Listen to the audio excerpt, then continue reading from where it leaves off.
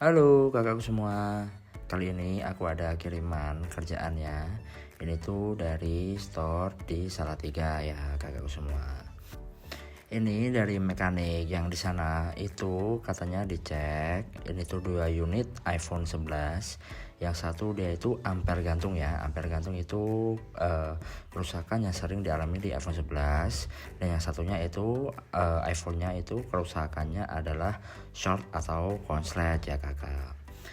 Jadi ini tuh aku nanti mau kasih tahu ke kalian apa sih itu kerusakan ampere gantung yang terdapat pada iPhone 11 dan bagaimana ciri-cirinya. Semoga aja video ini bisa menjadi edukasi buat teman-teman teknisi ataupun buat teman-teman yang memiliki kasus kerusakan yang sama.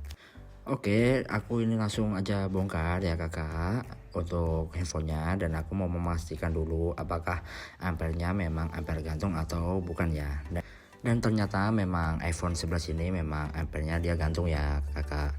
Dia itu nggak bisa masuk ke boot up atau ke menu. Ini langsung aja aku belah untuk mesin iPhone 11-nya, karena iPhone 11 ini mesinnya itu double ya.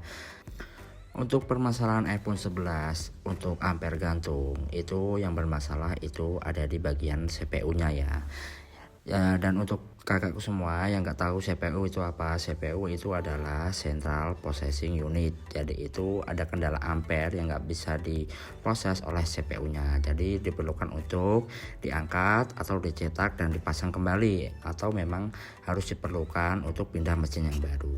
Seperti itu. Nah ini setelah aku angkat CPU-nya, kemudian kita lihat dulu apakah permukaan CPU atau kaki-kakinya ini bagus. Ternyata itu bagus semua ya, dan tidak ada yang rontok. Setelah itu aku bersihkan dulu ini bagian mesinnya untuk aku cek lagi nanti apakah mesinnya atau boardnya ini masih bisa digunakan kembali atau memang diharuskan untuk swap board. Dan ini proses pembersihan menggunakan kapas dengan thinner. Setelah itu aku cek konsumsi arus setelah tanpa CPU, ternyata masih bisa digunakan kembali ya kakak. Setelah itu aku lanjut untuk membersihkan sisa-sisa lem yang masih nempel pada boardnya ya kakak. Kemudian aku ini juga membersihkan lem yang masih tertempel di IC CPU-nya. Untuk pembersihan lem pada IC CPU itu memang harus lebih teliti dan lebih hati-hati ya kakak. Memang terlihat lebih mudah, namun ini memerlukan proses belajar yang cukup lama dan timing untuk panas dari blower. Ada beberapa teknik yang digunakan untuk pembersihan lem pada CPU, namun aku lebih suka dengan teknik seperti ini ya kakak.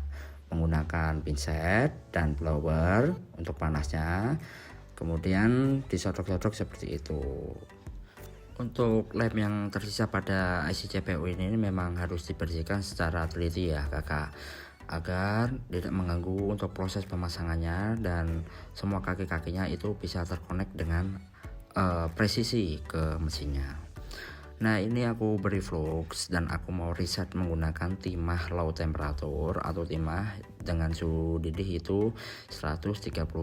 Ini dengan proses cepat aja ya kakak, karena kalau memang terlalu panas nanti menyebabkan efek untuk CPU-nya itu bisa mati malah ya. Dan ini aku angkat sisa timah-timahnya ini yang telah aku reset menggunakan timah low temperature menggunakan Gold Peak, agar proses untuk pemberian timah atau pencetakan atau rebaling itu bisa mudah atau lebih gampang untuk menempel seperti itu. Nah ini aku coba cetak menggunakan magnetik ya, agar enggak geser-geser. Setelah itu aku keringkan terlebih dahulu untuk timahnya. Ini aku cetak untuk IC CPU-nya atau proses rebaling ya kakakku semua. Setelah proses pencetakan atau pemberian timah pada CPU-nya setelah selesai, ini aku mau coba langsung pasang ke board yang tadi ya kakak, karena boardnya udah aku cek itu masih normal ya, tegangannya nggak mencret. Biasanya itu timah yang ada di IC powernya itu suka mencret kakakku semua. Jadi semisal terjadi seperti itu memang diharuskan untuk swap board. Nah ini aku coba cek untuk arus konsumsinya, dan ternyata alhamdulillah konsumsi arusnya menunjukkan sudah normal seperti itu kakak. Kemudian ini aku coba tes menggunakan LCD apakah displaynya juga normal, dan alhamdulillah juga displaynya sudah muncul ya gambar logo Apple. Karena mesin iPhone 11 ini adalah double layer ya kakak. Ini pun tadi setelah aku belah, ini mau aku gabungkan lagi ya antara upper board dengan lower board. Jadi untuk yang seri-seri iPhone yang double layer itu tuh yang upper board atau board atas itu biasanya untuk logic board, dan yang bawah itu untuk signal board ya. Tergantung serinya masing-masing. Ada juga yang bawah itu logic board, ada juga yang atas itu signal board.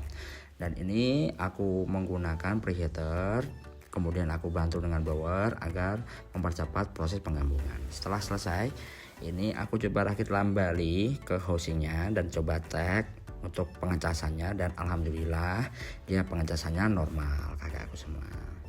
Oke kakakku semua, semisal kalian suka dengan video ini dan merasa teredukasi, kalian bisa kasih like, share ataupun komen, atau stitch juga video ini semisal memang suatu saat kalian membutuhkan video ini ya teman-teman.